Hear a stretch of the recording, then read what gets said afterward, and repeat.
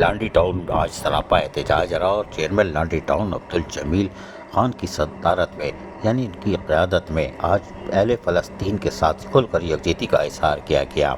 اور اس موقع پر جہاں پر احتجاج کیا جا رہا تھا، وائس چیئرمین لانڈی ٹاؤن محمد عمران، جنرل سیکریٹری جماعت اسلامی ضلع کورنگی عبدالحفیظ، کوآرڈینیٹر لانڈی ٹاؤن اقبال سعید اور عبدالرحمان بھی موجود تھے۔ چیئرمین لانڈی ٹاؤن عبدالجمیل خان نے ریلی سے خطاب کرتے ہوئے کہا کہ آج پورے ملک پر ہر سطح پر اتحاد اور اتفاق کے ساتھ قومی سطح پر عالمی یوم مزاحمت منایا جا رہا ہے، اور یہ خوش آئندہ عمل ہے کہ آج کے دن پوری قوم یکجا ہے اور فلسطینیوں کی تکلیف کو محسوس کر رہی ہے۔ اب تک ہزاروں معصوم بچے، بوڑھے، جوان، خواتین اپنی جانیں قربان کر چکے ہیں، اور قبلہ اول صرف اہل فلسطین کا مسئلہ نہیں، پوری امت مسلمہ کا ہے۔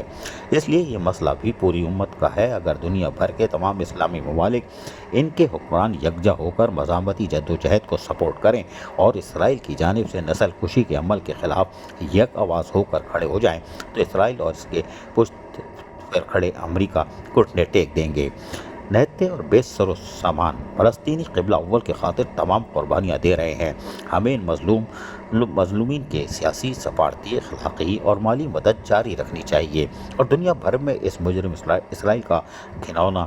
کردار سامنے لا کر اس کو سبق سکھانا چاہیے۔ اہل فلسطین اپنے حصے کا کام کر رہے ہیں، ہم اس کے پشت پر آنے کے لیے اپنا حصہ ڈالتے ہیں، ورنہ خاموشی کا بھی حساب ہم سب کو دنیا میں ہی دینا ہوگا۔ بعد ازاں چیئرمین لانڈی ٹاؤن عبدالجمیل خان نے دیگر